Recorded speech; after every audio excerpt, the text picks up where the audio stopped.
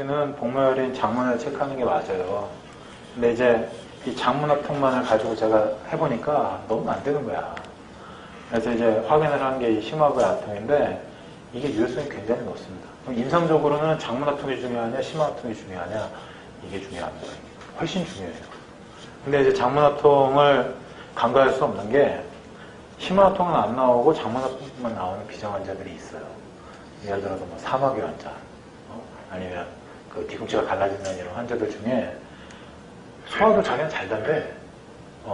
근데 이제 소화가 잘 되니까 뭐 심화부나 이런 데 막힌 게 없겠죠. 근데 장문합통이 두드러지면서 그런 질환이 있는 사람들이 꽤 있어요. 무슨 얘기냐면 이 심화부에 문제가 생기면 제가 아까 담음의 형성에 대해서 여러 가지 문제가 생긴다고 했는데 이게 이제 비장의 운하를 보면 이 수국의 운하가 있고 수습의 운하가 있잖아요. 근데 여기서 문제가 생기는 거는 주로 수국의 운하가 문제가 많이 생기고 여기선 별 문제가 없는데 후처리하는 과정에서 수습의 운하에 문제가 생기면 장문의 합통이 반응이 많이 나타나요. 그래서 이제 심화합통은 없는데 사마귀가 나타나거나 기육변형이나 이런 게 나타나는 사람들은 비장을 쓸 수 있다 이거죠. 그리고 이제 그럴 때는 반화가 주약이 아니에요. 반화를 썼을 때 효과가 별로 없어. 원래 사마귀 치료에 반화 이런 게 중요한데 이건 이제 임상적으로 해보면 이게 굉장히 중요하긴 한데 이 심화합통이 없을 때 장문합통이 나타나기도 하고요. 그 다음에 두 개가 동시에 나타날 때도 굉장히 많죠. 이게 중요하다. 그 다음에 육부의 표시를 다 해놓은 것은 이 육부 전체 과정에서 이 위장 같은 경우는 표리 관계고 이 체기 같은 게 많이 겹치고 요건 이제 상통인데 아까 제가 운하의 측면에서 양기 이 하초의 양기는 소장, 중초의 양기는 비장이라고 말씀드렸고 대자 같은 경우는 후음과 연결이 되죠. 후음. 그래서 이제 대변 상태 설사 변비 이런 게 이제 비장 치료해야지 좋아지는 경우가 상당히 많이 있고 방광과 삼초의 경우에는 이게 전원과 연결이 되면서 소변 문제 그 다음에 부종과 관련된 부분들 방광삼초로 부종을 해결해야 될 때도 있고 소변을 방광삼초로 해결해야 될 때도 있지만 이 비장으로 해결해야 될 때가 굉장히 많다 이거죠. 그러니까 담의 문제는 담음이다 말씀드렸죠. 그리고 이 질환들은 멍울의 형태로 나타난다. 이런 것들을 이제 봐야 되기 때문에 심화 장문합통을 확인을 하면서 육부 소통을 전체적으로 봐줘야 돼요. 이 부분은 침을 쓸 때도 중요하지만 약 처방할 때 굉장히 중요해요. 비장을 중심으로 해서 육부를 어떻게 뚫어줄 것인가. 이걸 하셔야지만 약 처방했을 때 뭐 약 먹고 소화가 안 된다, 뭐가 어쩌다, 뭐 약 못 먹겠다 이런 확률이 굉장히 줄어듭니다. 이걸 고려를 하시면 비장과 관련해서 육부 소통을 딱 해주면 약을 좀 편안하게 쓸 수 있는 중요한 밑작업이 되죠. 그래서 어찌됐든 간에 이 심화부합통은 제가 하는 거 많이 보여드렸죠. 사람에 따라서 이렇게 검상돌기가 있는 사람도 있고 없는 사람도 있는데 검상돌기가 있으면 누르면 안 돼요. 뼈는 누르면 안 됩니다. 그 검상돌기 잘못 누르면 부러지는 경우도 있어요. 그리고 검상돌기가 있으면 그 밑에를 이렇게 누르셔야 되고 약간 심화부가 아닌 것처럼 보이지만 약간 밑을 누르시면 되고 검상돌기가 없다 이러면 그냥 누르는 거죠. 그리고 이제 장문은 11번째 갈비뼈 끝에를 잡으셔야 돼요. 그리고 중요한 거는 뼈 끝을 비비는 겁니다. 이 아무것도 없는 옆구리를 비비는 게 아니고 뼈 끝에를 비비는 거예요. 이 뼈 끝에를 비비는 게 생각보다 쉽지가 않습니다. 그리고 이제 비정의 문제가 생기면 왜 등이 바를 때 비정격, 뭐 등에 판자떼기를 댄 것 같을 때 비승격 이런 거 들어보셨죠? 기본적으로 있죠. 그 질환이 사실 많아요, 되게. 근데 재밌는 거는 임상적으로 볼 때 비장의 문제로 등짝이 아프다 할 때 그 불편하다고 하는 부위가 두 군데로 갈립니다. 요 견갑골 밑에가 뻐근하다는 사람 굉장히 많고요. 그 다음에 여기가 요 흉추 10번에서 12번 사이가 뻐근하다는 사람이 많아요. 보통 판자떼기를 댄 것 같다는 거의 여기고요. 그 다음에 등이 뻐근하고 등이 마르다는 여기에요. 그리고 이제 기준이 여기 이제 브레이저근이 이렇게 지나갑니다. 그래서 이제 브레이저근 위에가 그래요? 밑에가 그래요? 많이 물어보죠. 자, 요 밑에가 그러는 건 뭐 때문에 그럴까요? 여기가 비수가 있죠? 대수혈이잖아요, 대수혈. 비수. 간단 비수. 요 위에는 뭐죠? 심수, 독수, 격수잖아요. 근데 왜 여기 문제가 나타나냐면 심화부에 담음이 생기면 반대편이 심수예요. 등이 여기가 아파요.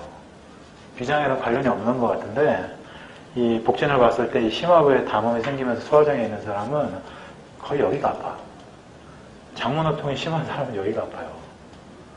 이게 이제 두 가지로 나타난다 이거죠. 그럼 등 바른 사람이 비장애만 있냐? 아니죠.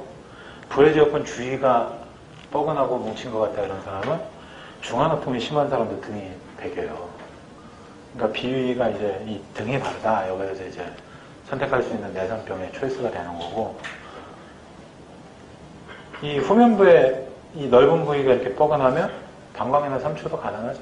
방광삼초의 경락병 아니면 내상병 가능한 거죠. 그래서 여기는 이제 참고만 하는 겁니다. 참고. 제가 배수혈은 참고하는 거지 뭐 일일이 확인을 안 한다고 설명드렸죠.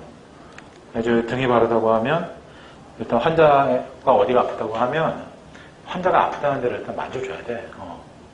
여기가 아프냐, 정확하게 어디냐, 눌러보니까 아프냐 안 아프냐, 아니면 살을 이렇게 쥐어봤을 때 아프냐 안 아프냐를 확인해주고, 만약에 그런 문제가 있다면 뒤에서 이제 뭐 위중이양이나 이런 것도 확인해야 될 것이고, 그 다음에 복진을 하면서 여기에 이제 심화부가 막혀서 그런 것인지, 중간이 막혀서 그런 건지, 장문이 막혀서 그런 건지, 혹은 전중합통이 심한 사람도 등이 다르다고 해요. 걸음수가 있어요. 걸음수도 심수, 독수, 격수가 있으니까 여기가 바르다는 사람은 전중 아니면 심화를 꼭 확인해야 된다 이거죠.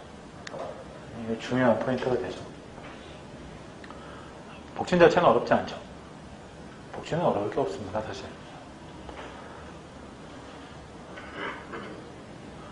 그러면 이제 비장의 승리에 대해서 보시면 이 비장이 중앙에 있는 거예요, 중앙.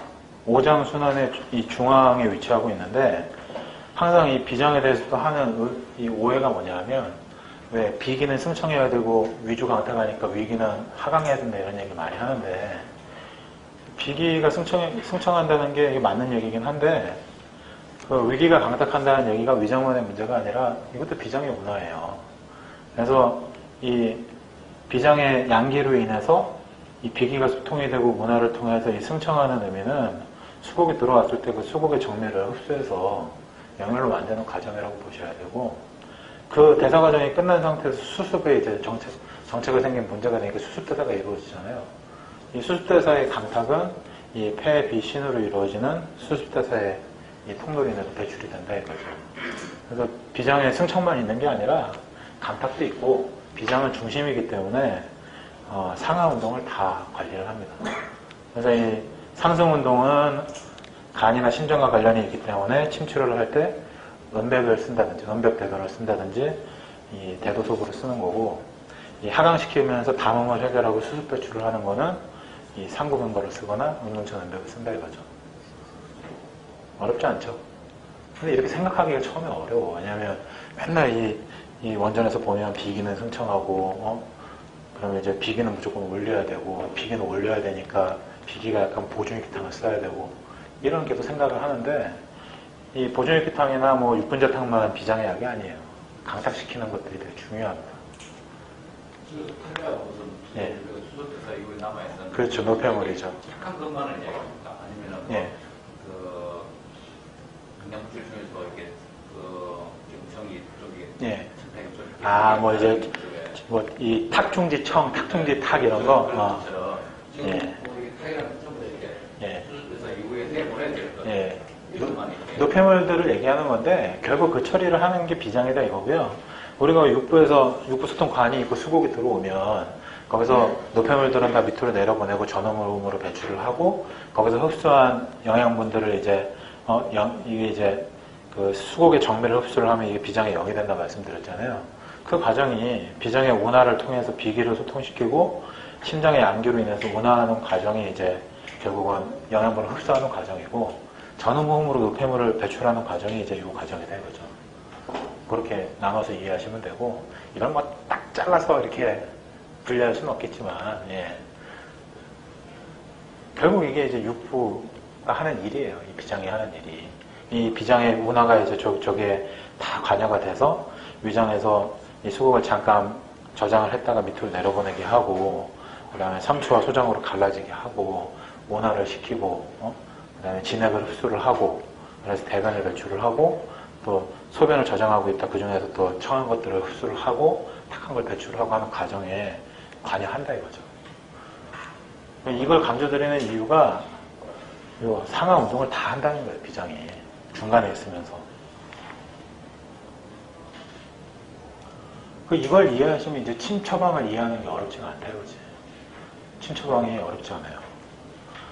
그럼 결국은 이제 이 승청을 하는 이 비장의 양기를 주관하는 거는 당연히 심장과 관련된 부분이 될 것이고, 하강시키는 부분은 신장과 관련이 되겠죠. 그래서 이제 비장에서 제일 중요한 혈자를 한 가지만 골라봐라 이러면 대도가 중요해요, 대도. 이 대도를 쓴다는 거는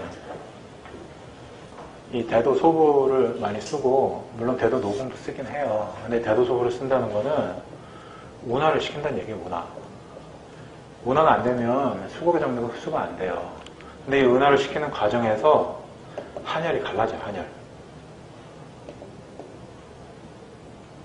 일단 기본적으로는 열이 있어야지 밥이 되죠. 불이 없는데 밥이 될 수는 없잖아.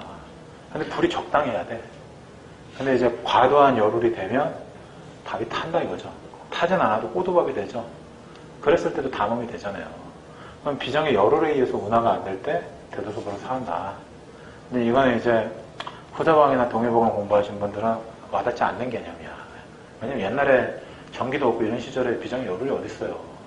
뭐 이렇게 그 고관 대작이 아닌 다음에 이럴 일이 별로 없지. 근데 우리가 와닿는 건 이제 비장의 양기가 부족해서 양호가 되면 운화가 안 된다.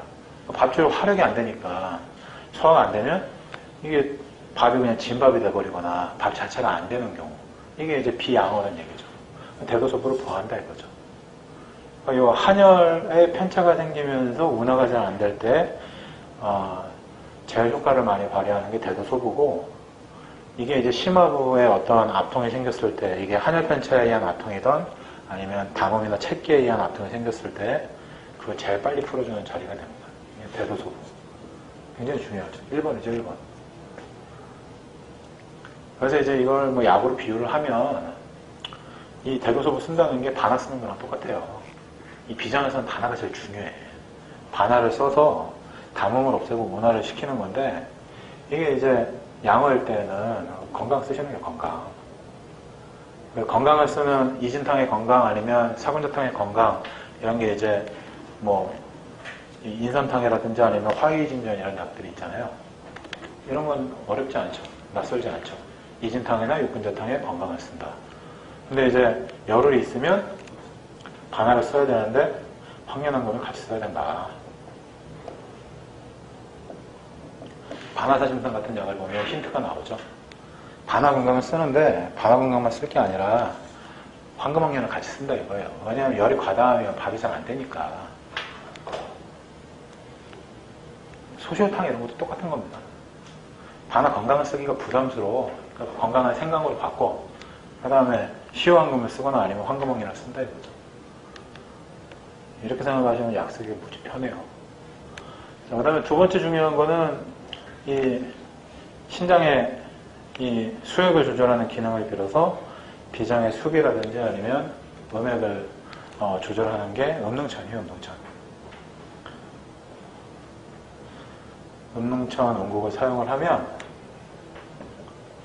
이게 이제 수습대사를 조절하는 중요한 처방이 되는데, 이게 이제 두 가지로 나뉘죠. 하나는 음호, 하나는 수기. 비음호는 어렵지 않죠. 익숙하죠. 우리가 노인들 대병에 쓰는 대표적인 약이 뭐죠? 삼룡백출산 많이 쓰죠. 그게 사군자탕만 쓰기 거시기 한 거야.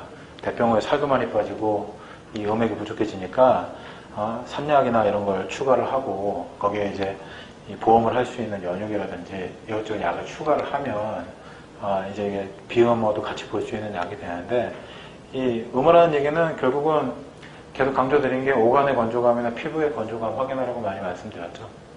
그 비장의 그 음호가 잘 반영이 되는 부위가 어떨까요? 비장의 음호. 입술이죠, 입술.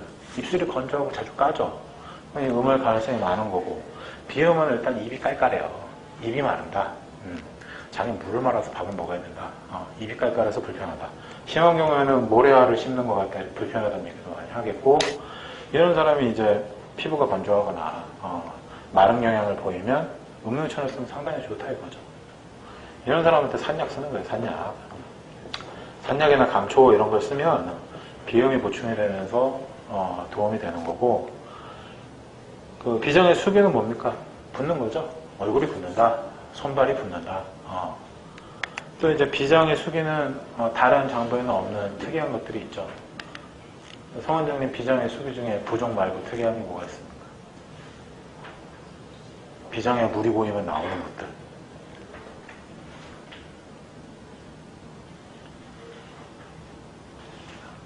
예? 아니 물이라니까 물. 수기. 이 책을 한 번도 안 읽어봤다는 얘기 아니에요 지금. 충격적인데? 그 왜 침을 질질 흘리는 사람도 있잖아요. 졸고 일어나면 침이 막 이렇게 막 흘러 있어.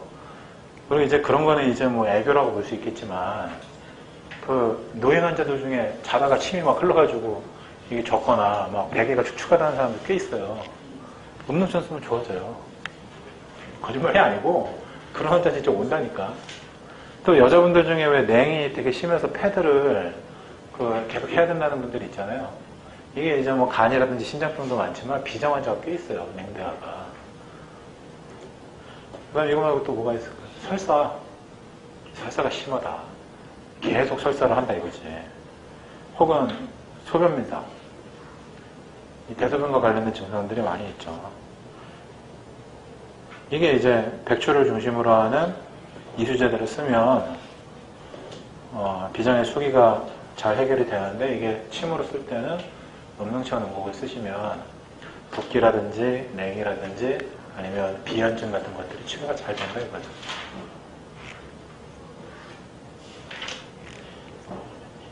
이게 이제 한열 조숙을 치료하는 양대 산맥이라고 보시면 되고요. 여기에 이제 중요한 게 하나 있죠. 담음. 비장에 담음이 있을 거 아닙니까? 비장은 생담 지원이라고 그랬잖아요. 폐는 저담직이고, 그 저담직이가 폐만이 아니라 심장, 간, 신에도 다 담음이나 어혈이 생긴다고 말씀드렸죠. 그럼 비장의 담음은 어떻게 치료할 거냐? 폐의 숙강제기를 이용해서 해결을 한다. 이게 이제 상구와 경거를 쓰는 거죠. 상구, 경거를 쓰면 담음이 해결이 돼요.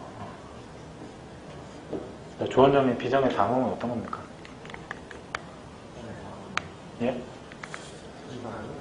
그러니까 비장의 담음이 있다라고 알 수 있는 우리가 지표 증상들이나 이런 것들.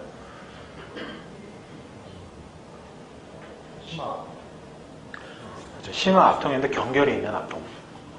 이게 담음이 있으면 뭐가 뭉쳐있다는 얘기 아니야. 그러니까 심화를 만져보면 이게 잘 안 들어가요. 뭐가 뭉쳐있으면서 압통이 있어. 이게 담음이 있다는 얘기예요, 이게. 그죠? 또 뭐가 있어? 이런 사람은 뭐가 있죠? 당연히 소화불량이 있지. 자꾸 체하고 명치 밑에 답답하고 불편하다는 얘기 자주 할 거 아닙니까? 이런 사람들이 뭐가 많아요? 설태가 많겠지. 그죠? 뭐 물론 이제 소화장애가 있다고 설태가 꼭 있는 건 아니에요. 없는 경우도 있는데 있는 경우도 굉장히 많다. 그죠? 또 뭐가 있을까요?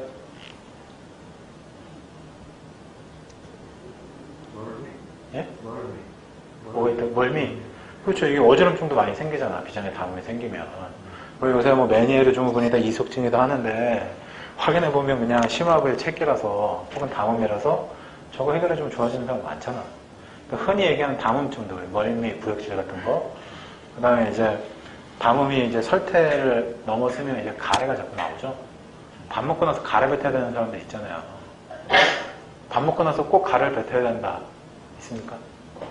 원장님은 어때요? 아니에요?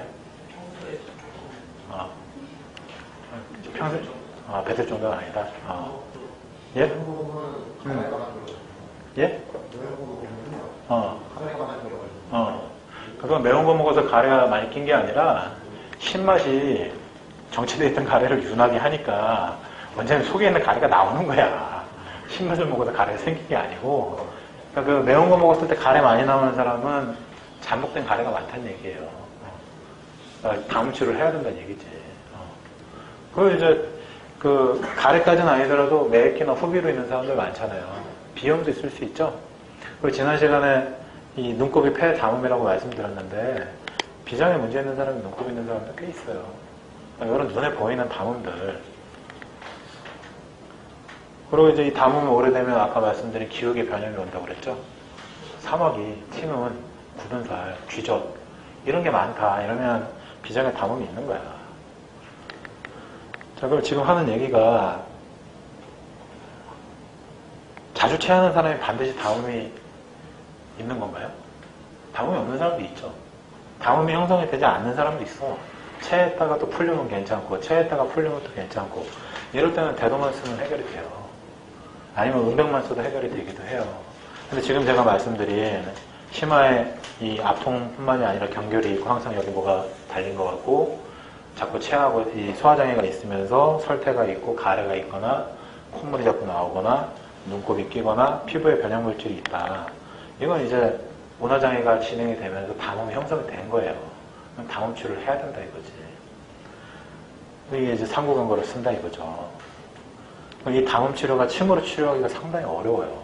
왜 어렵냐면 이 대도와 상고를 같이 써야지 담음 해결이 되는데 비전격은 담음 치료가 잘 안 돼요. 대도소만 계속 쓰면 시간이 좀 오래 걸려 되게.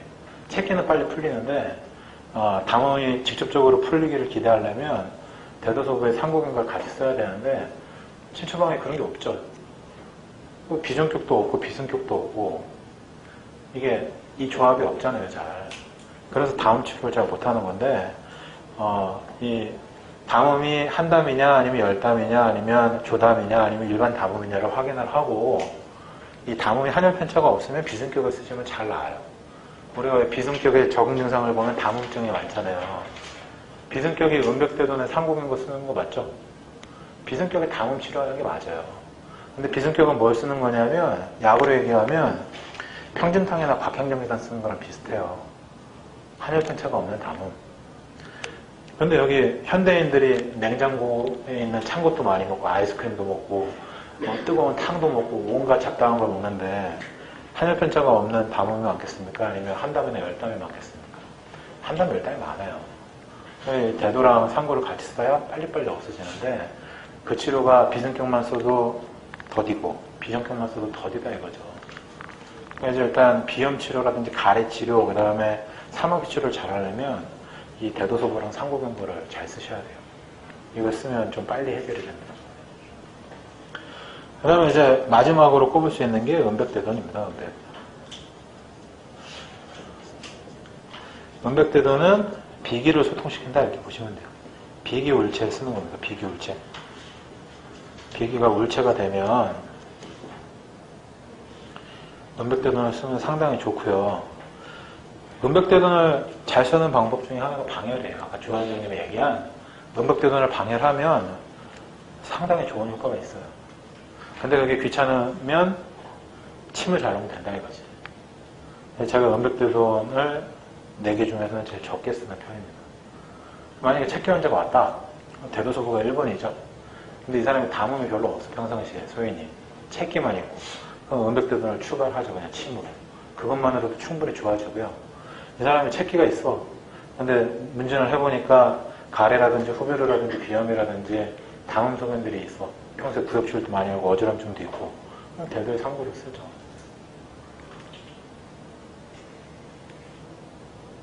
대략 느낌이 오시죠? 결국은 이 비장이 문화의 주체라 비장에서 태백을 쓰면서 신문을 쓰면 심장의 담음 어혈을 해결을 하고 태연과 태백을 쓰면 폐의 담음을 해결을 하고 이 간에서 태중 태백을 쓰면 간의 어혈을 해결을 하고 이 신장과 함께 태계 태백을 쓰면 신장의 담음을 해결하는데 이 비장의 담음을 해결하기 위해서는 많은 노력이 필요해요. 비장의 운하를 시켜야 되고 한혈을 조절해야 되고 조습을 맞춰줘야 되고 이 담음을 풀어줘야 되고 이 4개의 도움을 다 받아야지만 이 비장 소화기에 대한 해결이 잘 된단 말이죠. 이 비장과 육부를 잘 이해하시는 것이 결국은 침치료와 한약치료를 연결해서 잘 하실 수 있는 중요한 연결고리가 되니까 다시 한번 좀 숙지를 하셨으면 좋겠습니다. 여기서 질문 있으시죠?